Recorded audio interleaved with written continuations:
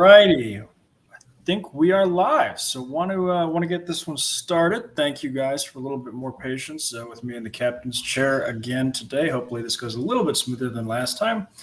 But based on how things are going behind the scene, I'm not optimistic. Currently having trouble getting Steve in the room. But did want to say thank you to everybody watching. Really appreciate it. Just going through the chat right now. John Thomas, the Maryland, LPK, Lady Balefire, Dane, Gadfly, Pips. Good to see quite a few people out there. The main purpose of this stream was to talk about some of the new info that was dumped in the last 36 hours. And it's not good, guys. It's not good. It's going to be bad. So Kelly-Adar, good to see you. Ozzy, good to see you as always. Love to have you out here. Thank you. And to help me out here are two excellent White Cloaks who have long been with us. We have Lady B, who is going to be particularly affected by this thing we're going to watch because it has to do with her favorite character, which I'm. Yeah. I can't. I just watch this and I'm just like, at one point, it's like I had this like ridiculous desire to see something like if they're going, all the way, go big or go home, and this seems to be like, yes, they are going full on ridiculousness, and yeah. If going home was an option, I definitely would have taken it by now. And then the second guest is Jonathan R., who has been a fantastic member of the Discord. I don't know if you want us to call you anything else, or if John R. is kind of what you go by. You tell me. No, John R. is fine. But yeah, I'm excited to talk about it. I want to talk about how maybe there's been changes to the marketing strategy for season 2. So, gotcha. Good point. And Steve's in the back. I don't know if we can get him on, but we're having some technical issues.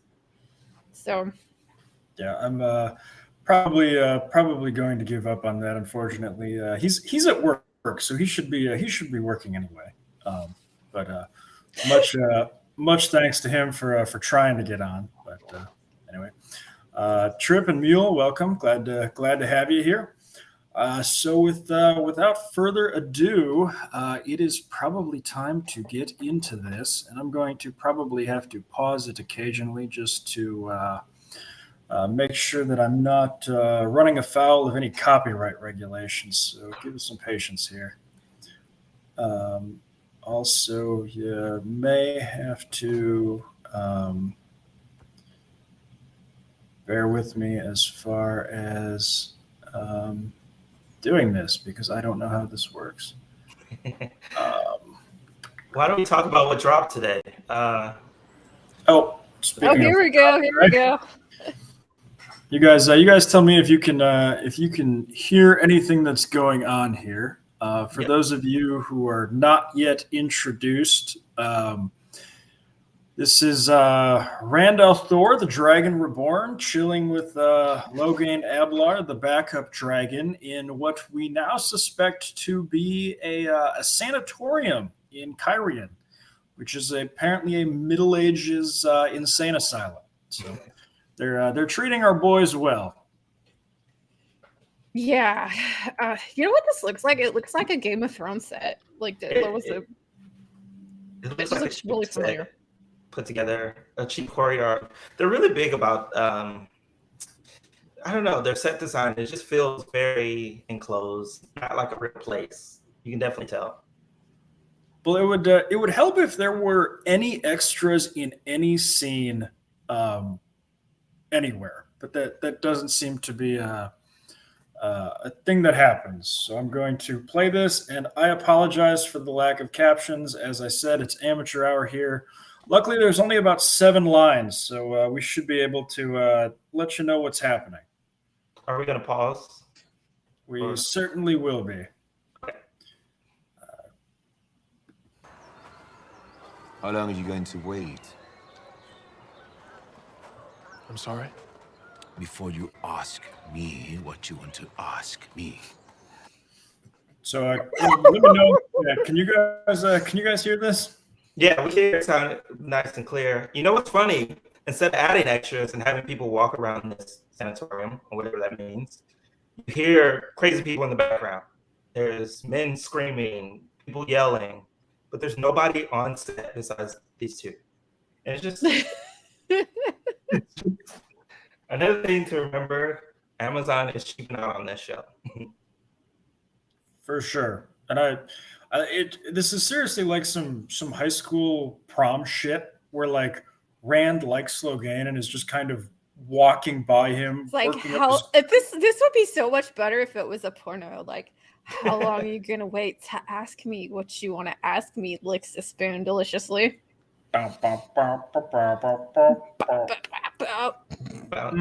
looked like he works there and he's like handing out food, or was that just something that I made up? Why is Rand there? Where did he get this bowl of food from? I do not know, but his crunch berries, I hope they're good because he milks that for a while. But yeah. Also, for a guy who's lost the will to live, he's sure is kind of a fucking arrogant prick. Like, yeah, he is totally. And I should just point this out. Like, I was at first like, I hated how they changed Logain, but at the same time, they were kind of making him like the hero of the show in season 1. And I'm like, I could get behind that. Like, that's cool. Yay, Logain. Like, it's awful, but you know, it's better than making him like the bad guy or whatever. But then they just totally neutered him. And now his behavior here is totally inconsistent with what he was in season 1. Which is a very like heroic guy, like trying to stand up to beside whatever like madness or voices or like incoherent CG he was having to deal with. But yeah. So I was just thinking that, Dan. Oh my god, he looks like them dude. Must have taken you months to work your way in here. It feels like he's so have they abandoned the crazy Logain? Is he staying? He seems very perceptive, you know? I don't know. Yeah, sharp as a fox. Like, yeah. You know, it must have taken you months to work your way in here. Like, does Logain know that Rand has a plan to run away? Like, Logain doesn't know Rand had a battle at the Eye of the World. He's just some dude that he saw sitting on a balcony. Like, why does he think Rand has this like plan to get into the insane asylum? Most people aren't trying to break into insane asylums. Like, to ask the question. Mm-hmm. And yes, the chat is very much correct. There clearly was a sale on bathrobes that the costume department took advantage of. Oh yeah, definitely. Oh, and I just want to say, y'all need to like smash that like button, like Rand wants to smash Logain here. We got like 19 people watching, which is awesome. Yeah, I look at those eyes. Those are some serious bedroom eyes he's got going on here. I know. I don't understand. What was the direction in this scene? Was it just like, you know, be really convincing, and that's the best way to? They're going for the wise madman trope. Basically, he's gonna be. You're supposed to think he's crazy, but he's actually more wise than he looks, or whatever. It's very predictable, right? It's very trope. Yeah.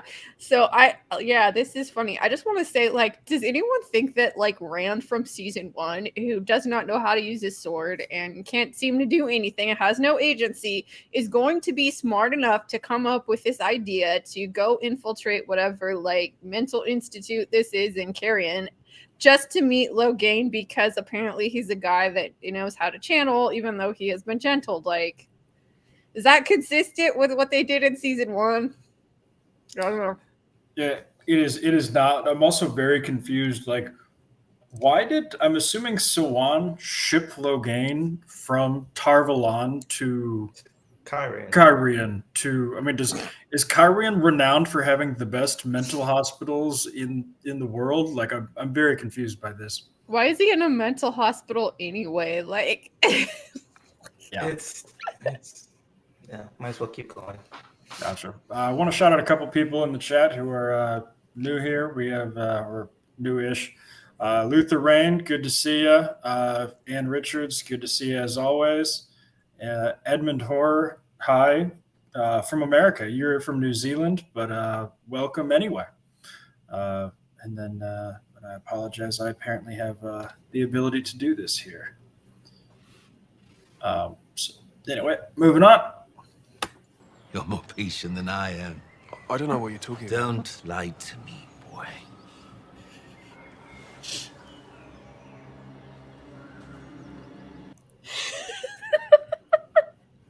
Like what? I'm so like, what is the context of this scene?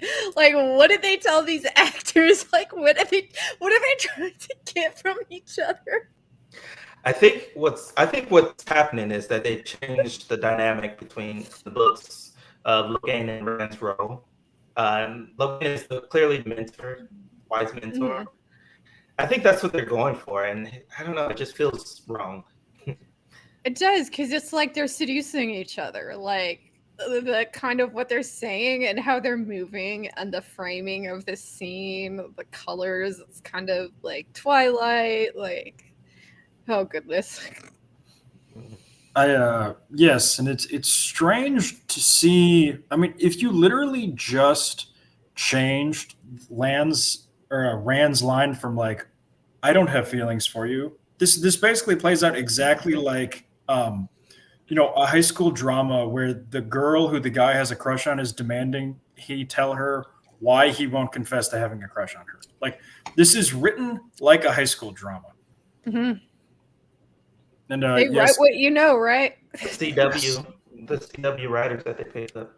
I know, Kale. I was thinking the same thing. How he's like, boy, like Yep. we know who's the top in this relationship. Definitely, we're getting strong older mentor vibes coming from Logain here. Jr, good to see you. And sorry guys, chat is coming in hot and heavy right now. So anywho, I remember you from Tarvalone. You watched those women parade me through the streets like an animal. why did you let them like? So remember in the books when they're parading him, like Camelin.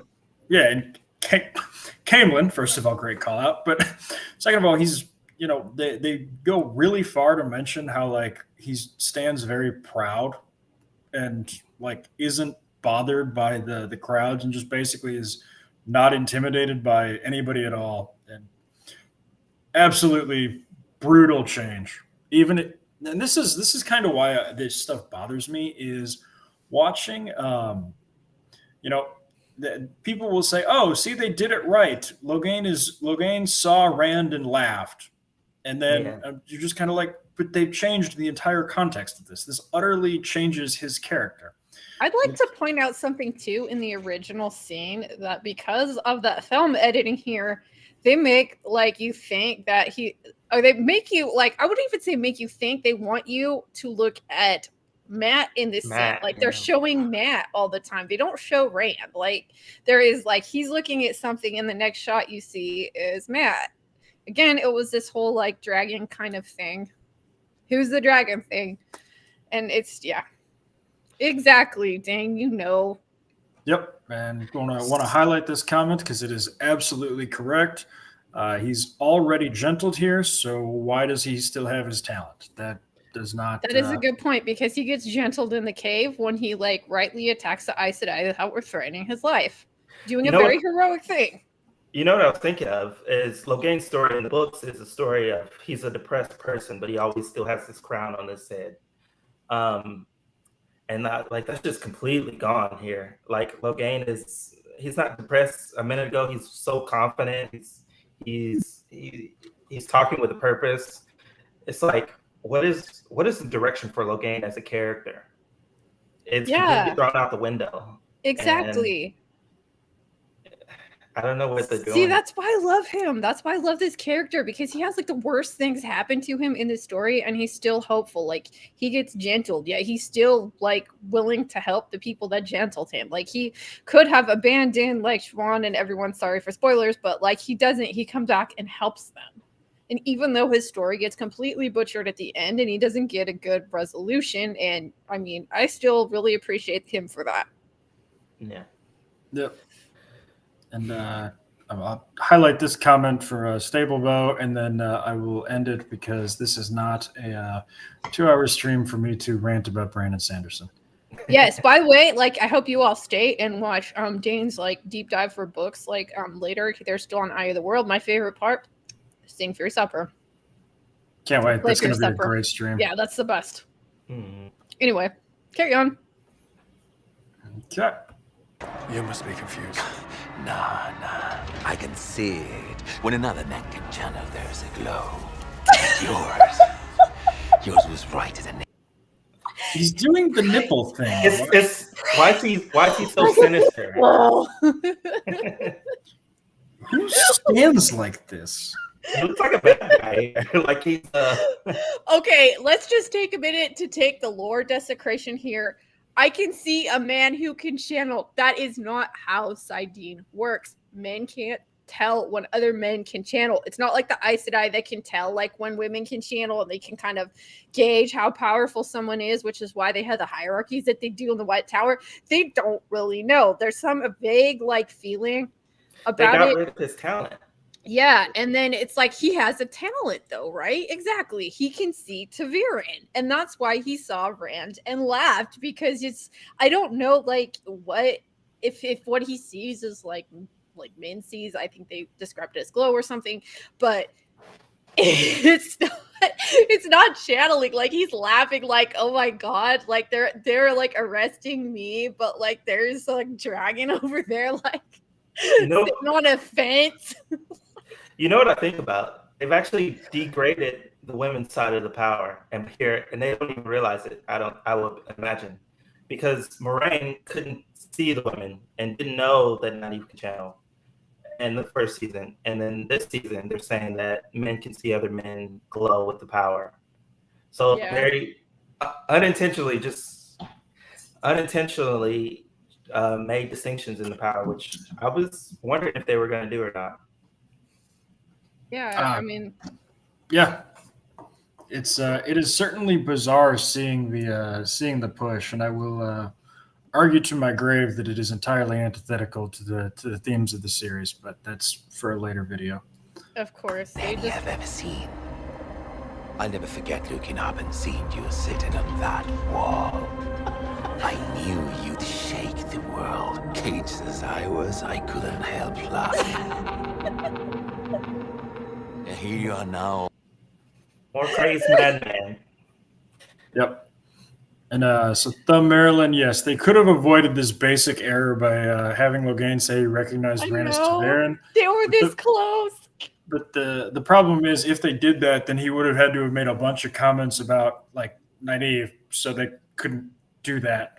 So the once again, the girls being Targaryen thing to equal out has caused problems with the story. And also, okay, I said good things about this guy's acting in season 1. Is this dude corny as fuck? Like, I mean, what is going on? Like, why? It feels like a Power Ranger villain, like a cheap cartoon villain. I don't know. It's bad, but they love it. They're eating it up right now. Yep.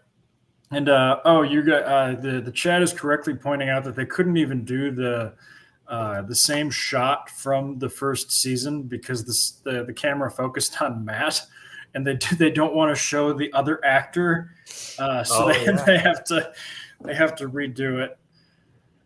I still am like, what is the context? Like, usually, like, if you're directing something, you kind of set the actors up. You're like, you want this X, Y, and Z. You want that X, Y, and Z. What are these what emotion are these two actors trying to get at? Because it isn't like, I'm vaguely afraid of you and I need you to help me or something like that, or please help me. It just really, it seems like seduction to me. That's just, yeah. Yep. All these months later, all these miles away. So ask me what you came here for. What you came here for? I would love to know the What? answer to this question. Like, I genuinely would. Like, Did he know Logain was in the nuthouse and that's why he's going to the nuthouse? Because that's really stupid. But No, I think we have it on. We have a good idea that he went there on its own because he was worried about his own madness. yes, he was seeking. Dude, Jade is right. Yeah, that bitch was like closer to the other side of that tree. Woo! Wait, jeez. But yeah, no. I mean, we legitimately know that Rand apparently checked himself into outpatient therapy. Yeah. And it just so happened that. No, wait. Okay, do you guys remember? I think someone posted in our Discord, there was this video and it had descriptions of all the different characters. And apparently, what happened after the Eye of the World incident was that Matt wanted everyone to believe that he was dead. And so he did that, and then he just ran away. So he wants everyone to think he's dead. Are you talking about Rand or Matt? No, Rand. Like after the Eye of the World, he wanted all his friends to think he was dead, so they would be safe, and he wouldn't hurt anyone or something like that. Yeah, that's the story going with. Rand is looking for help for some reason at an insane asylum, and that's his way of getting away from his friends, I guess. Hey, So Zach. he's gonna. Here's my question: are they actually gonna? They did no work on Madness in season 1. Barely anything with Logain. They basically said the guy has voices in his head. Are they actually going to explain Sardine why there's madness? No, they haven't explained that because there's still no difference in the two halves of the power. This is like, and I know I argued with Pips about this for a long time in their origin shorts. It's like when men touch it, it's dirty. They haven't actually made a distinction between the two halves of the power. Okay, so Tripp has corrected me. He volunteers to be a nurse at the mental institution. Yeah, because he's trying to meet Logain, apparently. And Kevin Adams, I am not at all critical of the kimono. I would rock the fuck out of that kimono. Like that would be a perfect like right out of the shower outfit. Is that a threat or a promise? Logain never gave me kimono vibes in the books. No. Me neither. No, he definitely did not. And he's gonna, I don't know, it's no spoilers. Yes. Anyway.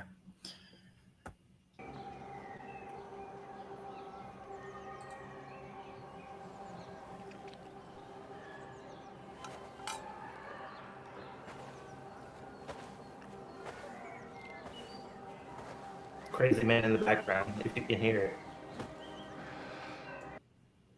It's like, do you know they have the same energy of two guys that did unthinkable things with each other the night before, and they're too drunk to remember what happened, and neither of them wants to say like anything about it. Yes, this is very much we just woke up. Yeah. And yes, Logain is fucking baked. Like this is some Cheech and Chong shit going on here. Somebody brought it up in the chat, but is Logain Rand's mentor now? Do we think that's the direction that the show is taking? Oh yeah, definitely. Because he was trying. I mean, obviously he's trying to learn something from Logain, but what is Logain going to teach him? He's gentled. Yeah, tough to be able to teach somebody how to do weaves is if you can't see weaves, but what the hell? Or who even knows if he wants to teach him? He could be just having to ask him something. I don't know. And yeah, I was just gonna bring that up, like Steve and Staplebow. It's like, yeah, we couldn't have that cool Asmodean arc. Like, how cool is it? Like, you basically fight a Forsaken and like kind of like bring this guy into like teaching you stuff, and you're like blackmailing him to teach you stuff. But Rand can't have agency. I feel like Rand's plot in season 2. He's gonna be there. He's not gonna actually do anything like physical. So far, we've seen no indication, because if they shot it, they damn sure would have put it in the trailer. He would him doing anything, but his story is going to be more emotional, more mental health, more searching, I guess. There's no way. So basically, there's no way he's going to do anything cool like that. It's basically all I'm trying to say. No. No, and we we have every reason to believe that, like you said, if he was going to do something cool, they would have shown it. And we know that he's going to use magic to burn down his house. And we now know that he's going to have a big light display in the insane asylum. And that's basically it. I mean, Rand is going to be in this season, but he's not going to be doing anything. So this is the Moraine show, as always. And yes, Ann Richards in the chat. If that seriously may be the plot of episode 2, only it's going to be even worse than that because the early onset Alzheimer's patient is going to be a figment of his imagination. And I am not making this up. This is and don't forget his like no strings attached relationship with like Lanfear. You're spoiling the events of later in the stream, but yes. Okay, let's just keep going. Let's go. Okay.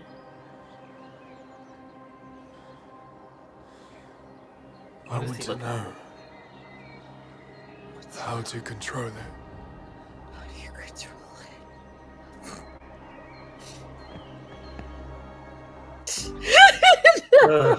it? He's just crazy. How do you control it? He's just a madman. He's having tics. Did you see it? If you look closely, he was having tics and he's staring crazed into the screen, off screen, or whatever. Oh yeah, he looks right at the camera, and yes, that summarizes my feelings on this. I feel that too. It's so bad. It's so bad. I still can't get over the subtext in the show. How do you control it? I want to know. Like, it's pretty bad writing. Yeah, bad delivery too. I want to talk about the marketing strategy of season 2 so far. What we got. Oh, go now. for it. Yeah, let's. I'd like to hear what you have to say. I just think. Okay. Figure out how to fucking stop sharing. Yeah, just press stop. I don't have stop. Or just let's like close the window that you had open. I don't have a window open. Did he like you were playing it on your computer, right? So if you shut that window, it should just go back. Or there should be something that says stop sharing. I don't know. Let me mess around with this. Jonathan, go ahead. Tell us about the marketing. I just think it's interesting. I was saying earlier that I think that there's been a change in strategy for the Little Town TV show, at least for season 2. What's her name? I forget her name. Moraine has been pushed to the background, and every drop is very Rand focused.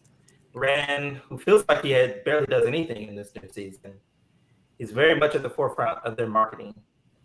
It's like when that trailer, when that poster came out, they saw Moraine in the foreground, and you saw a lot of casuals saying, "Where's Rand? Where's Rand?" But now in marketing, I feel like every big drop, it's something to do with Rand. And it's like they've changed. Like they've woken up and realized, hey, we got to actually try to get these people back into the season. Yeah, I think it's interesting too, because it's like, this is stuff that should have been dropping like at the beginning of the month. This is like, they should have started showing this at like, like in August, like those little teaser things that people, whoever posted in our Discord, like that should have been out like at like mid-August or something. Like here's a few teasers. Like you do like a couple of those at a time. You do a little bit more the next week. It's like what the heck is it, like what Wednesday stuff, right? Yeah. Well, Amazon is pretty well known for dropping everything really close to their launch. So it doesn't surprise me that they didn't put a lot out before, even though they had it in the can for the longest of times. But I don't know. It just feels like they're trying something different, I guess. Maybe. Alex. Sorry. There it is. Figured it out. That's good. Yay. Apparently Tech Mexican is here if you want to try to get him on. Hang on.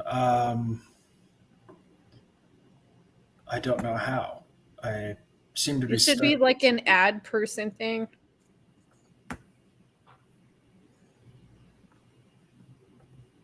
I don't have an option for it. Yeah, I'm just gonna say people like we've used Melon before, and it was like seemed to be bought out by Streamlabs. I think maybe we should try to do Streamlabs before because I got onto here. I've done streams on here before, and this was like giving me a lot of weird stuff. I had to plug my like actual line into my computer to get it to even just get me on this. So I don't think it's just Alex's time. So Technical difficulties. That's all. Yeah. So I gotta say something too. It's really funny that they're doing the midnight release dump. But the funny thing is it's not just it's usually midnight Eastern time. Like I've noticed that with like Rings of Prime and stuff like that this time last year. And this year we're doing it Pacific time, which is funny because it makes it like Didn't it come out at like 7? It came out like prime time last time, or no? Yeah, I honestly don't know because I wasn't aware that there was a show. I don't think I had read the books until like I was reading the books in the summer. So well, it was funny because Disney just dropped Ahsoka prime time last night. So digital streaming is changing. They're making different decisions. They're trying different things. They're still not writing anything good, but. Yeah, I'm kind of curious why they're doing this because in some ways I think because people are saying, okay, Netflix does this all the time, and I'm just saying they usually do it to the East Coast time, not Pacific, because Pacific loses 2 hours. So I'm wondering where do they base their metrics off of? Like, is this like they're going to base the watch hours from like West Coast time? Because what that could do is that could be giving like them extra hours or extra time to get people. So that's what I was thinking, but I'm not really sure. It feels like everybody's competing for the Nielsen ratings and streaming, which they count minutes watched. Yeah. Especially with the Disney Plus shows, and they're really on top of everybody's trying to jockey for the top of that list. And if they're trying to, by them dropping 3 episodes at once, it naturally just gives them a boost to get pretty high up on the Nielsen ratings.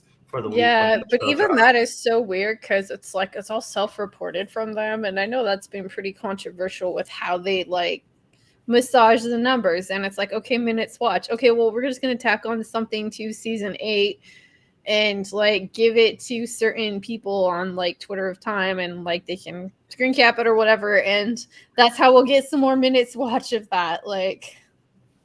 Yep. It's like, we'll just have to wait and see, Chris. We don't know when it's going to drop, to be honest. Yeah. It is looking very likely like the 3 a.m. release is true, Chris Saunders. So do with that information what you will.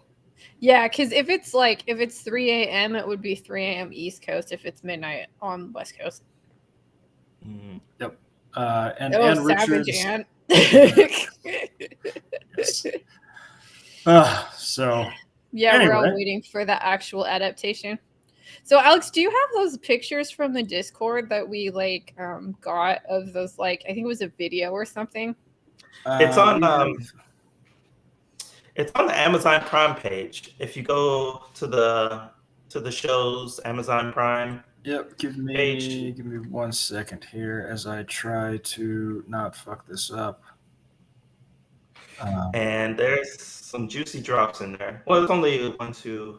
So you have the main characters, and then Elaine, Leanne, Avi, and it's Elaine. Oh, yes. This is Perrin's poster. Yeah. And for those that are stuck and can't read it, it says Perrin's guilt about being a monster has only been compounded by a strange affinity with wolves. He feels that there is a beast inside him, especially when he thinks of taking revenge on Padden Fane, the dark friend who brought the Trollocs to the 2 rivers. Wait, how did they figure out that he brought the Trollocs to the 2 rivers? Like, was that established anywhere? Because I don't remember that. I believe Padden Fane confesses while doing the power lounge on the throne after getting the Horn of Valir from underneath Agelmar's throne room, which saying out loud still feels goofy to me. Yeah. But, In the first episode, he whistles and walks away. So, I mean, I guess that's their way of on it, that he had something to do with it. Yep. And so, yes, Go ahead.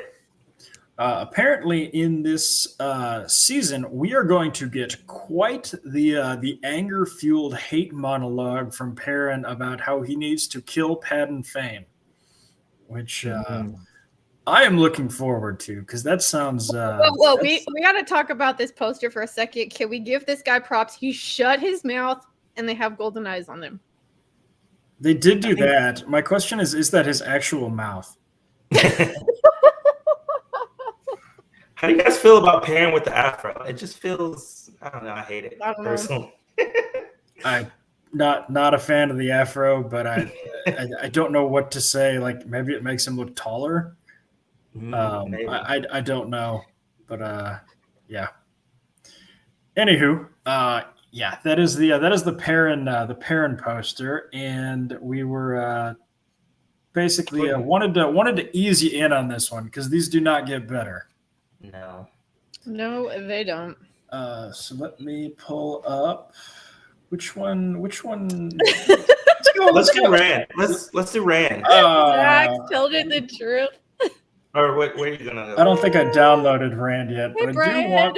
I want to address this next one here because I thought it was pretty great.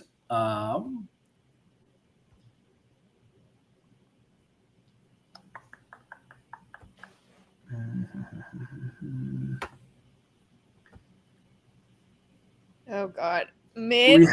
Yes.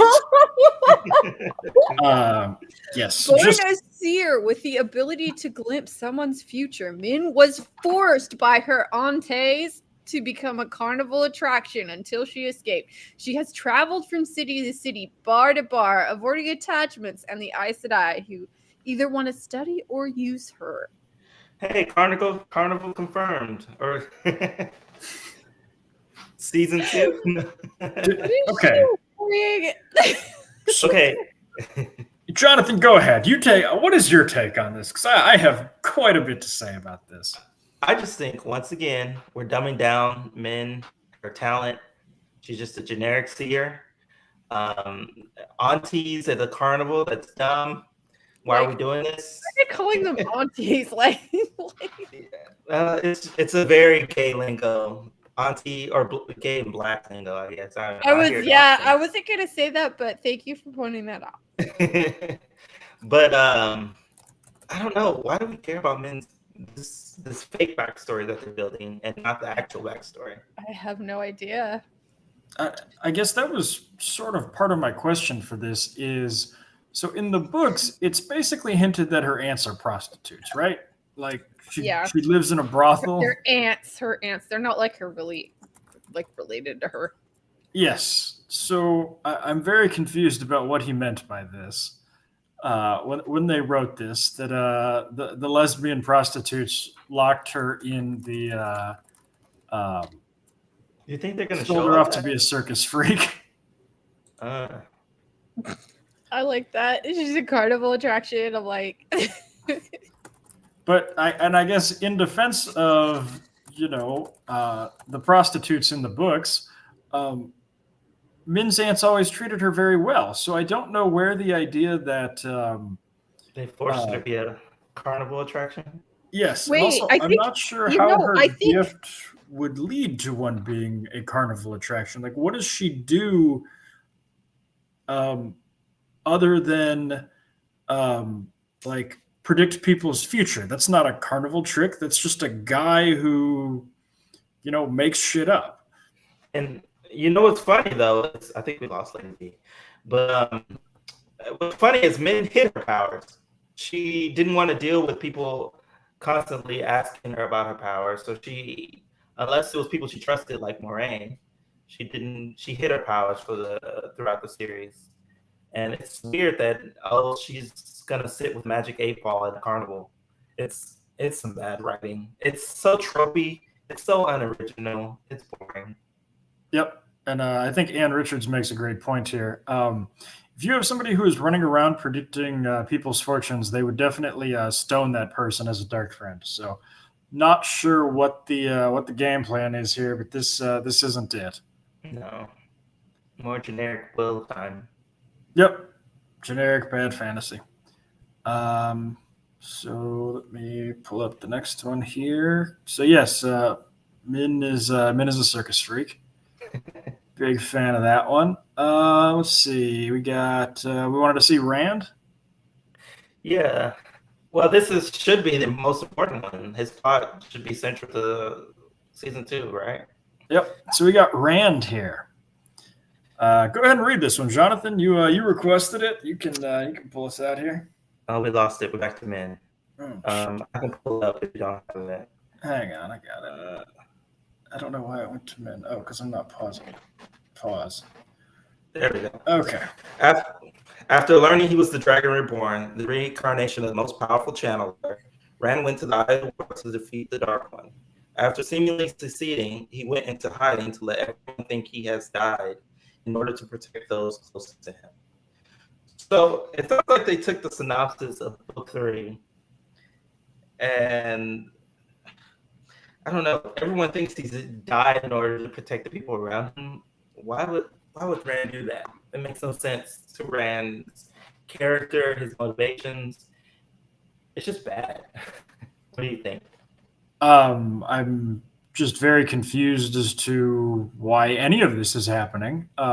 So let's say, you and I are talking and you confess to me that you have a concern that you're going to go insane and blow up the world. And I feel like that concern is valid. My suggestion to you would be to, drive to rural Montana and hang out there for a while. It wouldn't be to check yourself into, a mental hospital in the busiest part of Chicago. And that appears to be what our homeboy did here. Yeah, it's gonna be it's just a boring storyline for Rand for season 2. He's in an insane asylum working on his mental health. Okay. That's pretty bad. Yep. I'm going to bring Tech Mexican on. Everybody say hi. Oh, hey. Man, what's going on? Sorry, I am only able, it seems, to invite 2 people on at a time, and That doesn't make sense. only the first 2 who showed up. So, Lady B, I apologize, but I can't seem to get you without shutting down the stream. So Tech-Mex, you're up, and hopefully you've been following along and have been able to bear witness to some of this. I caught some of the conversation while I was driving. You told me the stream was going to start an hour later than it did, so that's why I was late.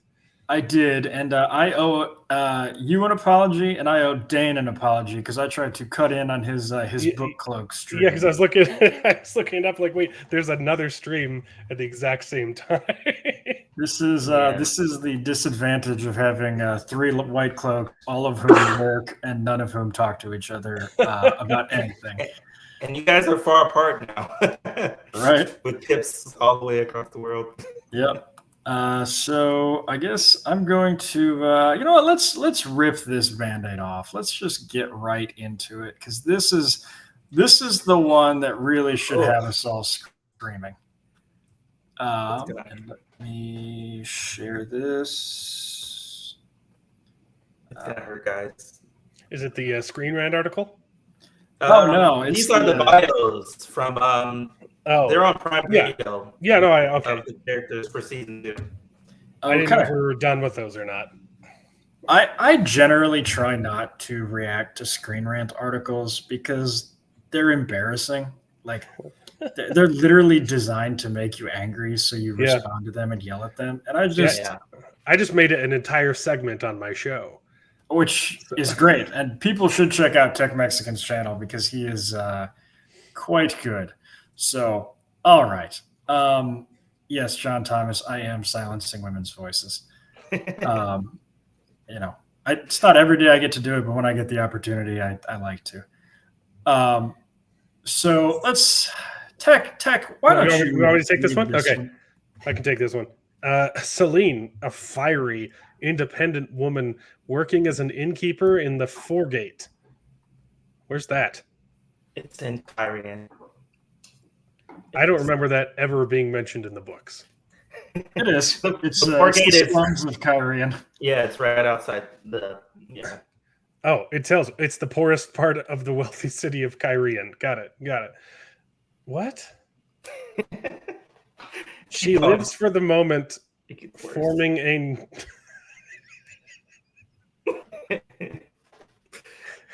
no strings. I got a no strings attached relationship with Rand. Why is it in quotes? Because they're fucking in season 2.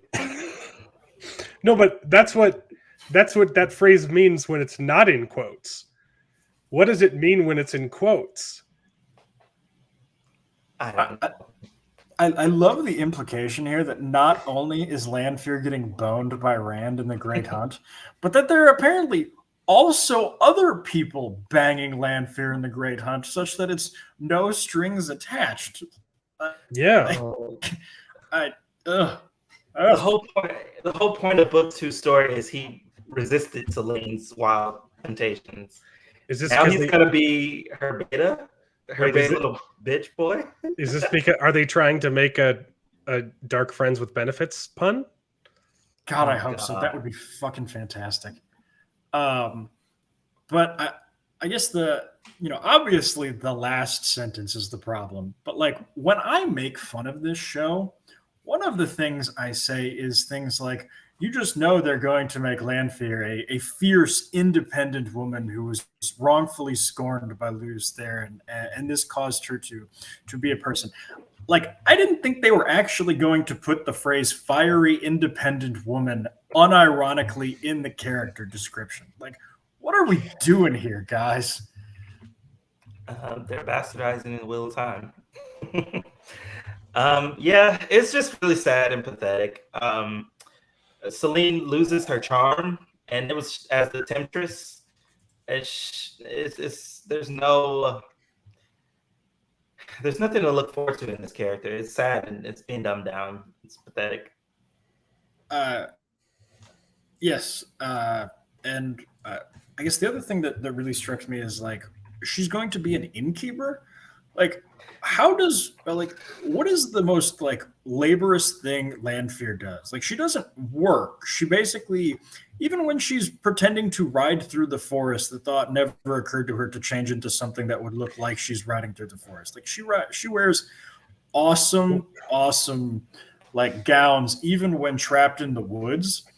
And so how is she going to pretend to be an innkeeper? That's not anything remotely like her. And why? This is the second season.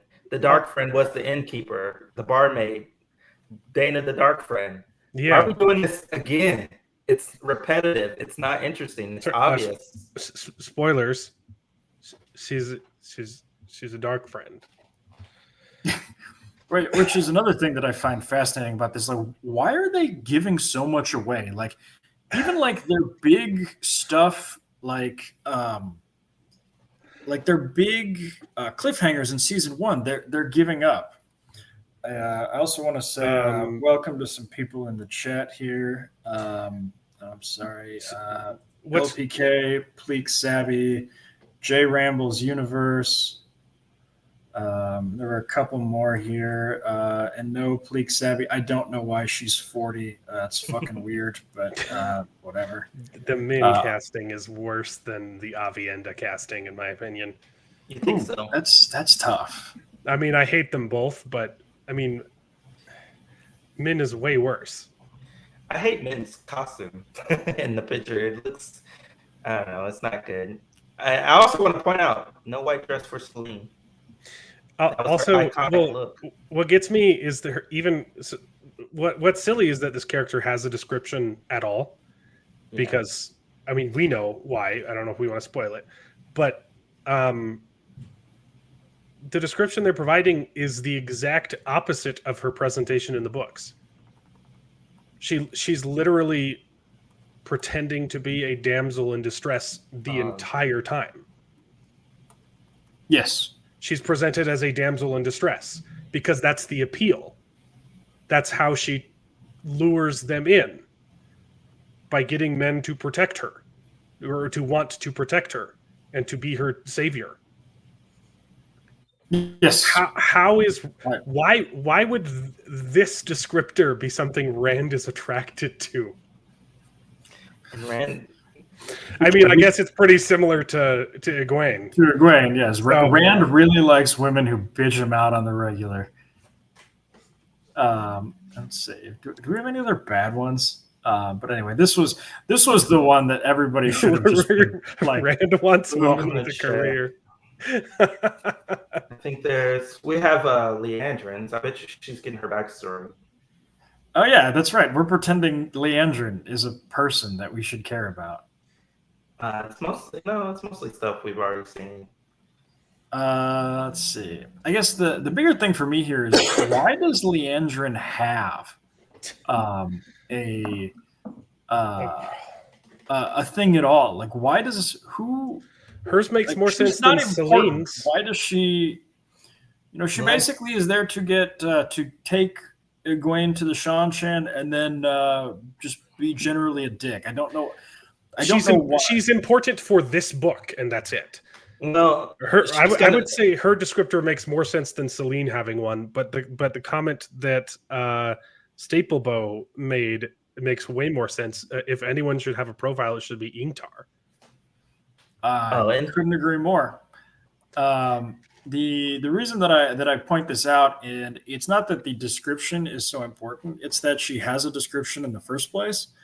And Leandrin is apparently like a huge character in this season, because she is, I guess, not only is she the main person involved with Matt, she's also the main person involved with Nynaeve. So she is her story basically is involved in two large points in this season. Techmec's not in the books. I know you're sitting there thinking, like, where the hell was Leandrin and Matt in the Great Hunt? But no, in the show, she's hanging out with Matt. Yeah, even in the book, even she's barely in the book too. She literally just shows up a third of the way through as a plot device. She's going to be the primary antagonist of the girls and Matt, and she's going to drive, whereas Moraine's driving the story of Rand, basically scooping him up and taking him to farm.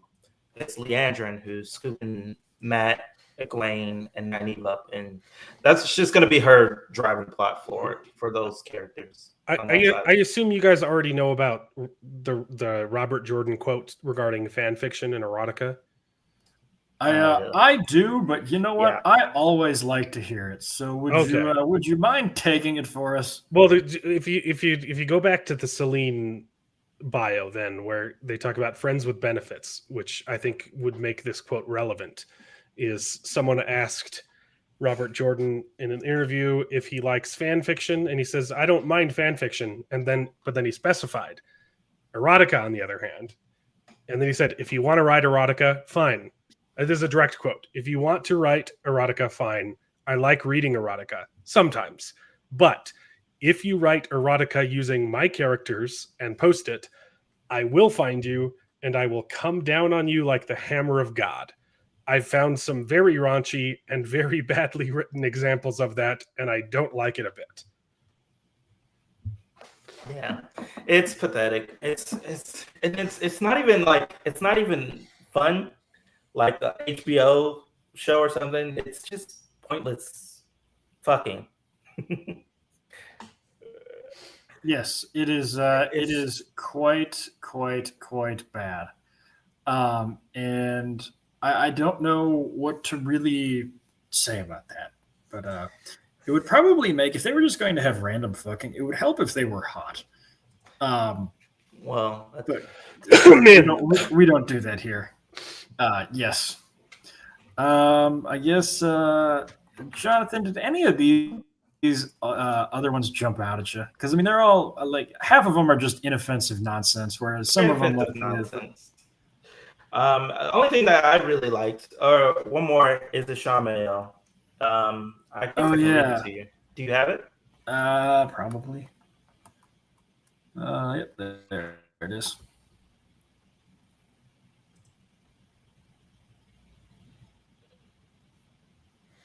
Ishamael. Yeah. I guess he's going to be the primary bad guy. So his bio goes, he is the strongest and most devoted of the Forsaken. Powerful channelers who swore themselves to the Dark One thousands of years ago and were imprisoned by the first dragon in seals of the One Power. Ishamael is a master of deception. As he walks around with the Shan-Chan in broad fucking daylight. It's Yes.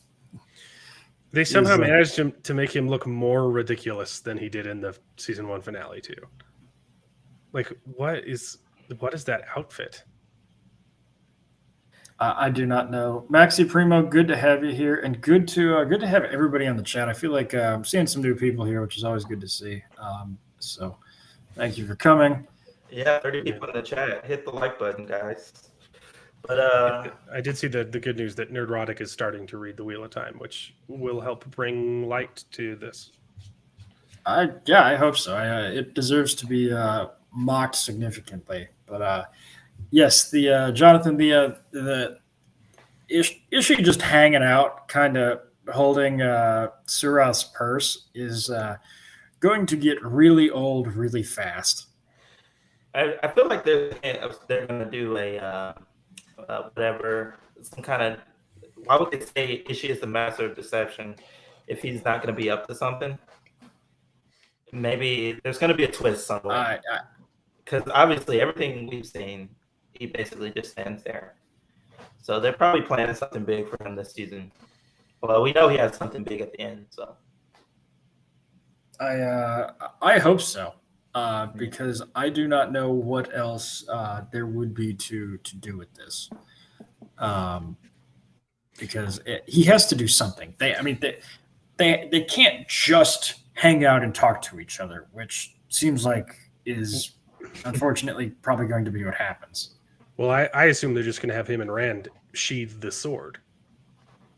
Yeah. That would be interesting. Would I trade getting rid of Rand in the show for getting rid of Ishii in the show? I think I would. It's this line, Master of Deception. I'm like, what are they going to do with that? What are they going to do with that? And we have this random Arrow character we're trying to figure out.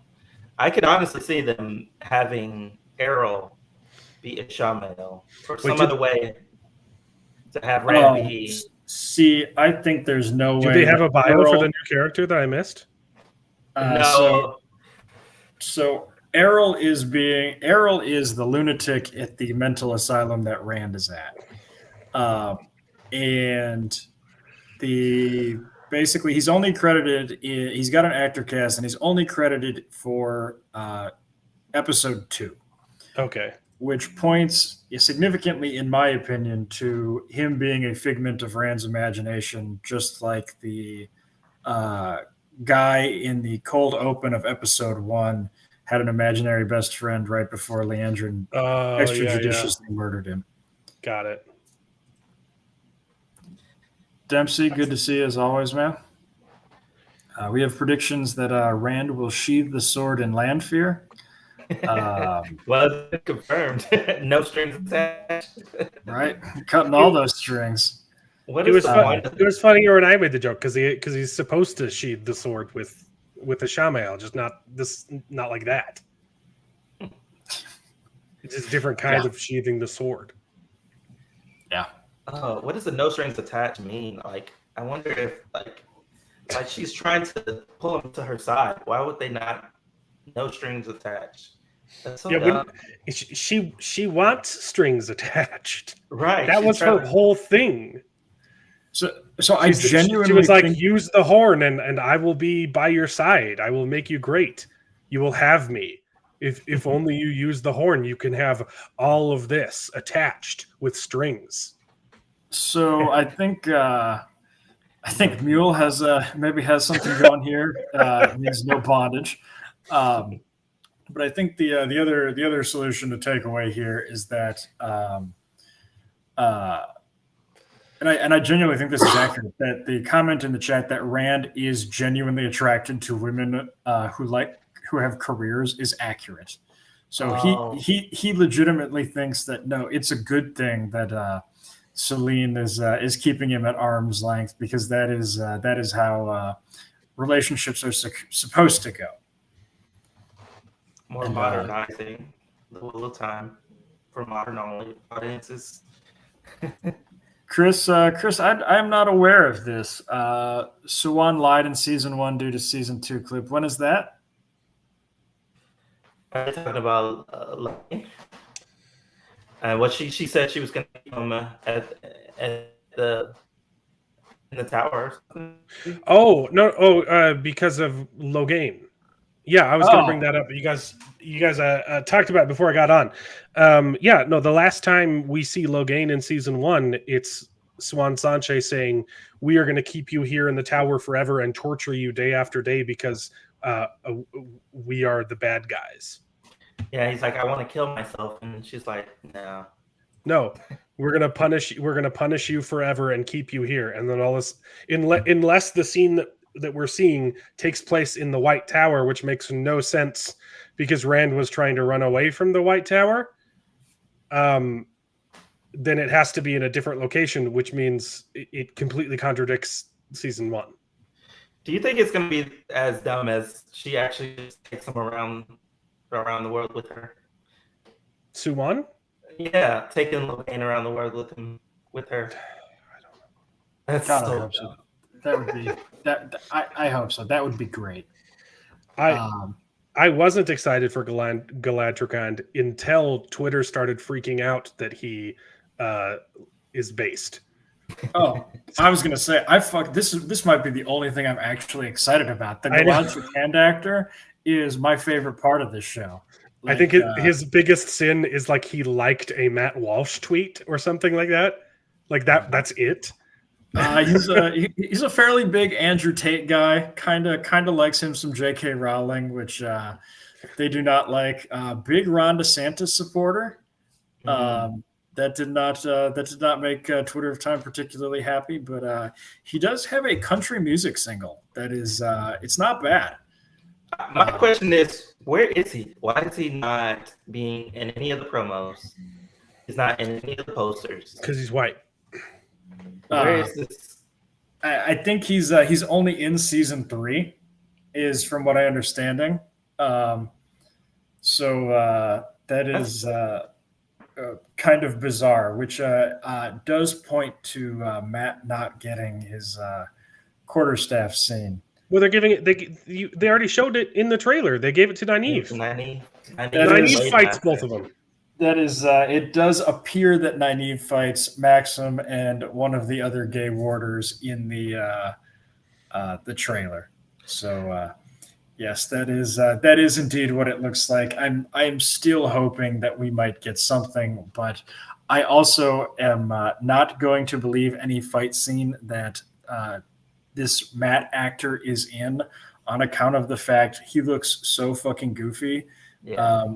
And I'm not convinced that he has ever thrown a punch in his life. And he looks like he is about 5'5", 82 pounds. Another thing before we get out of here is, I don't know, in the articles that came out, there's been a lot that came out, but I've noticed something is that they're always mentioning season 3. They're saying, oh, big first episode of season 3 is going to be big and explosive. Or now we have our new Fael casting for season 3.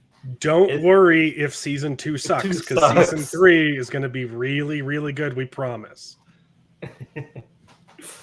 It makes it sounds like they're underselling season 2. Yeah. Might as well just take that back and put it down. Yes, that should have happened.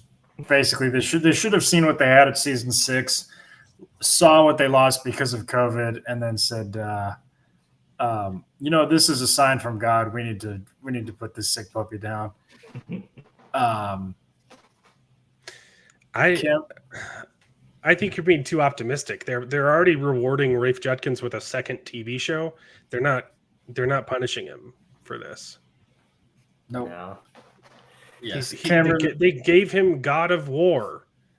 They're not going to cancel the Wheel of Time. I think the Wheel of Time has one more season left in it. I think it'll get season 3, but after that, I think it's dead. But I said the same thing about season 2, so who the hell knows? Cameron Petty, good to see you. Glad to have you here. Yes, no Matt versus the brothers equals more of the best scenes changed. And I actually wanted to do an exercise. Maybe we'll do this, after the first 3 episodes, which is I want our Discord to come up with like the 10 best or most important scenes that take place in The Great Hunt, and then the same in Dragon Reborn. And I just want to see how many of them make this show. Because off the top of my head, I know I'm not getting lands, no matter what happens, face it on your feet to Rand. Yep.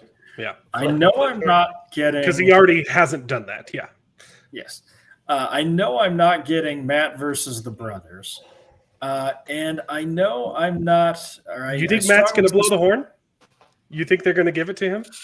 I do. We've literally seen the actor once. We've seen Matt actors once in the entire season, so they have to let him do something, or else why have a character? Yep. And then LPK, that was my third one. Last Embrace of the Mother is out. So if I were going to sort of go through sort of those I think would be my 3 biggest moments from those 2 books. We're not getting any of them. So I don't know what we're even doing here at this point, other than just commiserating in our masochism. So I think the books are out, man. The books are pretty much out, and they're gonna do whatever the fuck they want to because they can, and we're just kind of enjoy the scraps that they give us, like Nynaeve's made up Aes Sedai tests, which doesn't even look anything like the books either. I can't even understand why they have Logain and Rand meeting. Like they don't even talk until like, what is it, book 6 or 7? And Rand is in charge at that point. When they meet for the first time, he meets Logain after he's established the Black Tower. Yeah, or he's going to, I think. And I think throughout the entire series, they have like 3 conversations ever. Yes. So I think it's this had to have been awkward because Logain was the backup. Logain was supposed to be the guy that if Rand got chosen, so he kind of sort of lost his deal. Like that's super awkward. That'd be like talking to the guy who replaced you on the football team. Like you're now the backup quarterback. I'd be bitter about that. It's like they changed his role. Well, that's why when they first meet, it's so good in the books because of all that tension. They're like, "Oh, hey, this is awkward," and these the build up to them finally meeting is awesome. And then this is just weird. You're 100% right about that. And then Jonathan, I just remembered something, and that is that you are my resident Egwene guy. Yeah. And so I need to ask you about first of all, you're maybe the one person whose commentary about a character caused me to utterly reevaluate how I think of that character. Are you pro Egwene or anti Egwene? So let me get into this because I have always been hugely anti Egwene.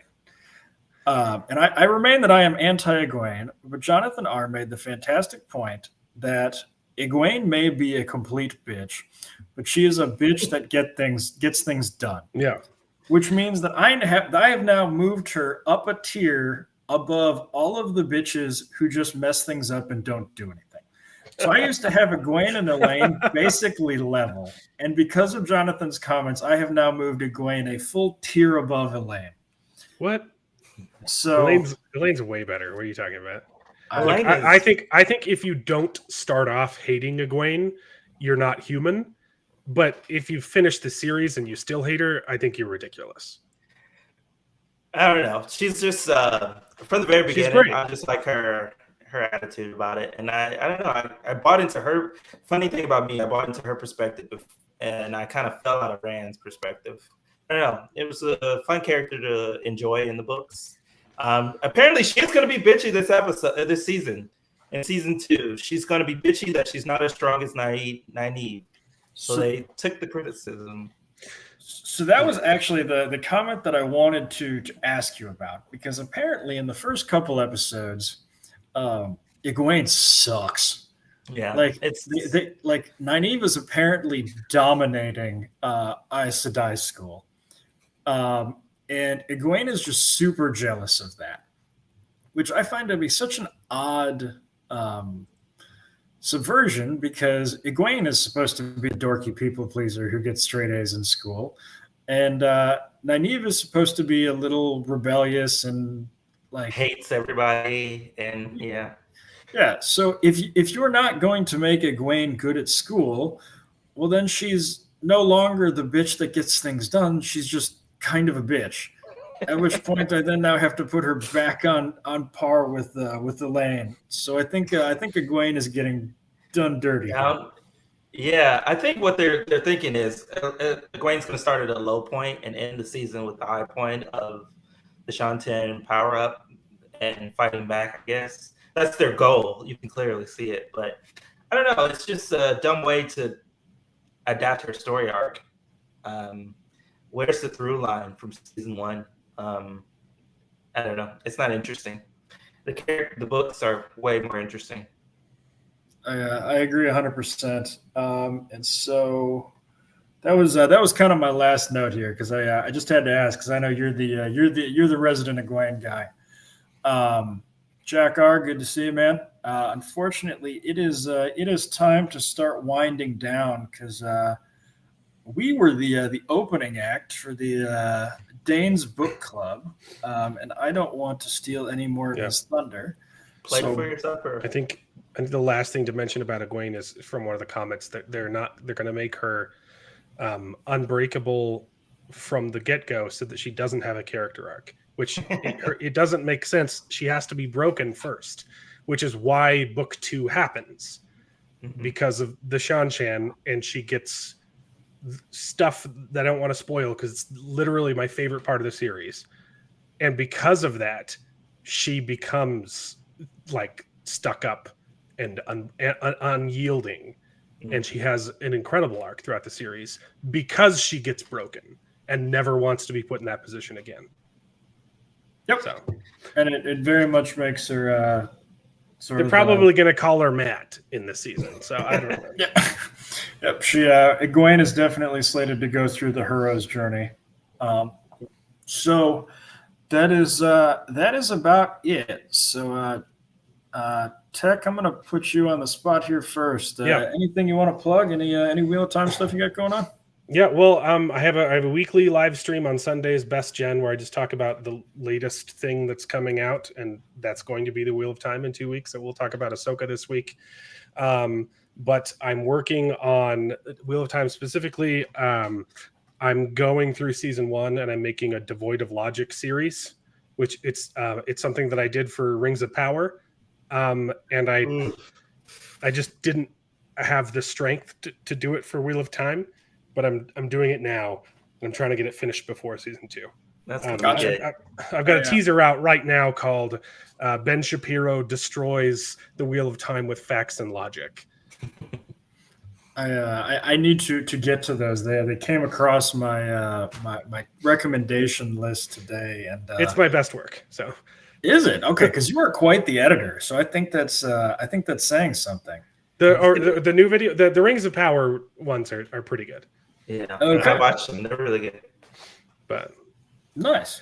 But probably my best work is I have a music video parodying Victoria's Secret, but it's called Hollywood Secret, making fun of Hollywood. Well-deserved target. Yeah. Cool. Jonathan, anything? I don't know if you have anything to plug, but anything you want to shout out before we call it? No, I'm just going to be on the Discord and on Twitter time, fighting the good fight, and everybody should be out there keeping your voice heard. It's been really depressing watching the people fall for the show and set themselves up to fail again. But it's important to keep our voices out there, letting people know that this is not the little time. And keep up the good fight, everybody. All the white cloaks. Awesome. Yeah. Really appreciate that, man. Ozzy, $20 super chat. You are the absolute man. You owe me absolutely nothing. You are a stud, and we are super pleased to have you on the White Cloaks. This probably wouldn't be possible without you, and a lot of the people and your encouragement and continued support. Just pushing us to keep going, because man, it is sometimes hard to keep up the energy to hate on something like this, when most of the time you just want to watch it and forget it ever happened. But it's nice. The community that we have is fantastic. And just wanted to say thank you. You're awesome. So I guess on that note, I would encourage that everybody stick around on the channel for Dane's book club, because that is some of the best content we put out. The deep dives that he goes into with that is really, really something. It's really fun too. It's also nice to talk about something good. Yeah. Every once in a while, instead of just complaining. 100% agree. And Stablebow, another excellent call out. Prophet of the Dragon should be able to plug his stuff, but because Streamlabs is a dick, he's not able to come on. So check out his Unhyped stream tomorrow, and also check out Lady Balefire's Silmarillion Book Club. That is also going to be a blast. So thanks everybody for coming out, and I would encourage you all to walk in the light. So thank you. Good night, guys. Thanks for having me on. Yep.